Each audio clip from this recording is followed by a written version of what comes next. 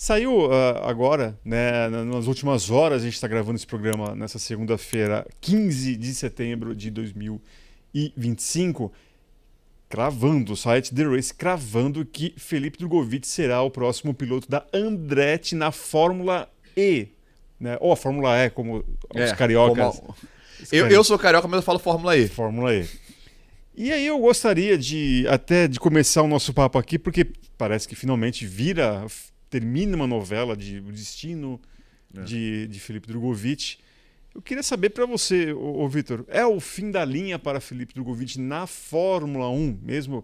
Ainda poderia ter algum tipo de ligação e tal, mas você acredita que ele, em si, confirmando essa ida dele para a Fórmula E, já era realmente para ele, para o brasileiro, para o piloto de Maringá, para a Fórmula 1? O que você acha? Eu acho que fim da linha mesmo não dá pra cravar, porque, né, a gente viu o que aconteceu com o De Vries, por exemplo, de ter conseguido uma oportunidade. Tudo bem que ele só conseguiu a oportunidade porque ele correu, né, na Fórmula 1 em primeiro lugar, que foi uma chance que o Drugo nem teve. Sim. Né? Então tem que ver, eu não cheguei a ver a notícia, não sei se ele vai permanecer como reserva de alguma outra equipe. Por enquanto, nada confirmado.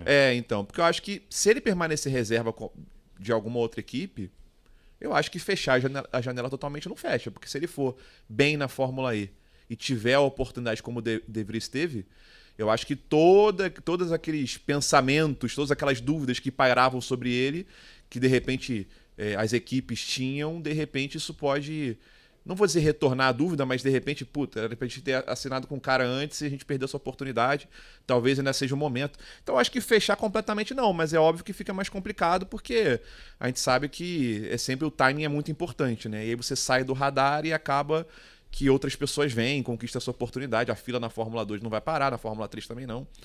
Então, mas ao mesmo tempo eu acho que foi louvável o que ele tentou fazer. Ele tentou ao máximo, esgotou todas as possibilidades. Né? Criticado até por isso. Criticado por isso, Então, assim, eu como alguém que é fã, que torce pelos brasileiros e tal, eu gostaria de vê-lo, de repente, na Fórmula Indy, que é uma categoria que me atrai mais. Certo. Mas eu entendo também que a Fórmula E deixa ele meio que no radar ali, da questão até de fórmulas e tal, né? De repente não ir para o WEC, de repente sumir muito do radar da Fórmula 1, que também é uma baita categoria, né? Mas de repente na cabeça dele ir para uma categoria de turismo, de endurance, ele vai fugir ainda mais dessa aproximação e tal. Não sei, então acho que esgotar completamente, eu não diria assim, né? Mas eu acho que ele vai se encaminhando, né? Tem vida fora da Fórmula 1, eu acho que isso é o mais importante, né? É isso aí, Carlão. Ele tentou, né, pelo que a gente sabe também, foi um dos nomes para Cadillac, né, da Fórmula 1, e é a partir do momento em que também a própria equipe norte-americana fecha a porta ali, pelo menos com os dois pilotos titulares ali, com Bottas e Pérez, realmente ficou muito difícil alguma chance para o Drugovich, a não ser que de última hora aconteça alguma reviravolta lá na Aston Martin, né? Vamos ver. O Stroll volta e meia dá algumas sinalizações não muito positivas no sentido de ficar na categoria, mas é aquela coisa, não dá pra contar com uma saída do Lance Stroll, né? E claro, vamos ver também como vai ser o programa do Drugovich como um todo, porque a gente fala muito agora da Fórmula E depois dessa apuração do The Race. Muitos pilotos da Fórmula E têm o programa duplo, né? O WEC e Fórmula E. Então, eventualmente, ele pode vir a pintar ainda no Mundial de Endurance, vinculado a alguma marca. O que eu tava pensando também é o seguinte, ele vai correr pela Andretti, segundo essa reportagem, na Fórmula E. A Andretti pertence ao mesmo grupo que é dono da Cadillac na Fórmula 1. Na verdade, o nome Cadillac foi uma maneira de fugir da Andretti por questões uma manobrinha, políticas. né? Então, talvez ele siga ali no radar, com uma boa interlocução, com Graham Lowdon em companhia limitada na Fórmula 1. A Cadillac / General Motors / Andretti / TWG, que é esse grupo dono, tá atirando para todos os lados, né? Tem a Andretti na Fórmula E, a Cadillac na Fórmula 1. Claro, na Indy, nos Estados Unidos como um todo, mesmo na IMSA, é uma atuação muito forte. E aí também nas 24 horas de Le Mans, que o Drugovich já correu, inclusive, né? Então eu acho que eventualmente ele pode ter algum programa duplo, tendo em vista a Fórmula E e o WEC, e se manter com uma boa interlocução com a Andretti Cadillac na Fórmula 1. Sendo reserva ou não, aí de maneira oficial, né? Aí a gente vai ter que esperar para ver, porque inclusive publicamos na segunda-feira no motorsport.com o Graham Lowdon, chefe da Cadillac, falou que ainda não definiu reserva. Vamos lembrar, o Colton Herta é piloto de desenvolvimento, testes, mas ele ainda não tem super Sim, licença caso pinte a oportunidade de correr por alguma intercorrência com o Bottas ou o Pérez. Então, eu acho que ele não sai em definitivo do radar, como o Vitor trouxe, mas você citou o exemplo do Nick De Vries. O De Vries voltou ao radar não pelo que ele fez na Fórmula E, e sim pelo que ele fez na Fórmula 1. Exatamente, aquela corrida do GP da Itália, como substituto do Alex Albon em decorrência da apendicite do piloto. Apendicite, Foi muito bem. Acabou entrando no radar. Enganou. Enganou, né? Sim, porque no fim das contas ele não realizou aquele potencial que pelo menos o Helmut Marko via. Mas vai depender de uma chance assim, porque eu não vejo mais o Drogovic, depois de perder essa queda de braço aí para os veteranos na briga pela vaga na Cadillac, ele estando ainda no radar das equipes para 27. Já é muito distante. E essa possível movimentação do Herta de ir para a Fórmula 2 para conseguir uma superlicença ainda coloca ele, digamos, ainda mais atrás da fila, né?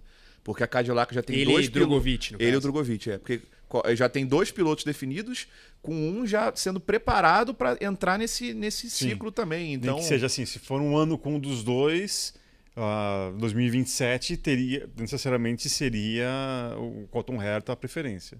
Então, teoricamente. Sim. E isso considerando que um desses 2 pilotos que estão entrando agora, o Bottas ou o Pérez, tem um contrato de 1 ano. O que eu também não sei se é a possibilidade, porque se eles tinham a oportunidade de ir para uma equipe até mais estruturada, que era a Alpine, mas que de repente pode ter oferecido para eles um contrato de curto prazo, eu sempre enxerguei a oportunidade da Cadillac para eles como, olha, a gente vai comer o pão que o diabo amassou, mas a gente vai ficar aqui mais um tempo.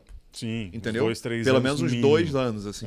Então, Vai. essa movimentação de só 1 ano, eu também tô achando meio otimista demais, assim, né? Pro nosso lado, no caso. Agora, eu quero falar, você já meio que passou por esse lado, né? Porque muita gente critica a administração, a carreira do Drogovic depois que ele é campeão, especialmente depois que ele é o campeão da Fórmula 2. Uma vez que realmente isso acabe virando a saída dele da Fórmula 1, se ele não vai ter condições de continuar como piloto reserva da Aston Martin, de alguma maneira dá para falar que foi uma derrota, assim, essa parte da carreira dele em que ele só fica na reserva da Aston Martin, faz uma temporada completa, acho que só da European Le Mans Series. E não foi completa, acho que teve algumas etapas Teve umas que ele não correu. Enfim, alguma corrida aqui na própria Fórmula E ele correu e tal. Dá para dizer que o projeto de Fórmula 1 dele foi algo mal pensado, mal executado, alguma derrota? Acho que mal pensado, acho que é meio... Como muita gente acredita. Viu? Eu acho que assim, óbvio que o plano é você chegar à Fórmula 1 e se você não chega, bom, deu errado.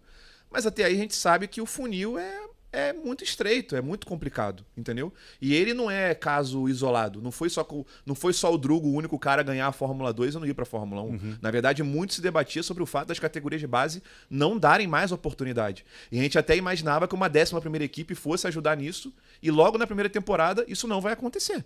A Cadillac escolheu um caminho completamente pragmático, colocou 2 pilotos experientes lá, e a gente achou que isso ia liberar pelo menos mais uma vaga para um novo piloto, e novamente isso não vai acontecer. Então, assim...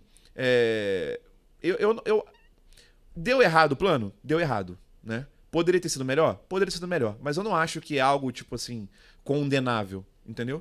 Se ele tivesse ido pra Aston Martin e o Stroll tivesse decidido sair e ele tivesse entrado, ou não vou nem muito longe, se o Stroll tivesse se machucado a mão e não tivesse voltado, o Drugo tivesse andado, tivesse ido bem, tudo bem. Aqui eu tô indo muito no si, se minha mãe fosse uma moto, era uma bicicleta. Então, assim, a gente começa a viajar muito, mas... começa a entrar muitas variáveis. Ele tentou da forma como ele achou que fosse dar certo e... Enfim, o Bortoleto foi a única oportunidade que ele tinha era da Sauber. Graças a Deus a Sauber desenvolveu um bom carro ao longo dessa temporada, conseguiu subir de desempenho, o Bortoleto também tá se desenvolvendo.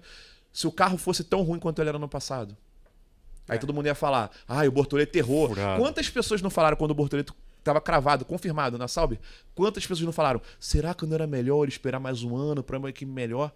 Quantas pessoas não pensaram isso? Sendo que assim, ou dá certo ou dá errado. Infelizmente, pro caso do Drugo, deu errado. Então, é complicado, assim, né? Eu acho que o Drugo, ele deixou para assinar com a Aston Martin como piloto reserva depois que ele foi campeão. E aí tem aquela questão, né? Que ele nunca foi de academia nenhuma. Sim. Isso é bom porque você não cria vínculo com nenhuma, não fica preso a nenhuma, mas ao mesmo tempo você não é prioridade de nenhuma. Então, assim, se ele tivesse ido para uma outra academia, talvez ele tivesse tido uma oportunidade? Talvez, mas até aí o Bortoleto estava na academia da McLaren, também não teria oportunidade. Então, eu acho que é complexo. Eu acho que as pessoas subestimam muito o que é conseguir uma vaga na Fórmula 1 ainda.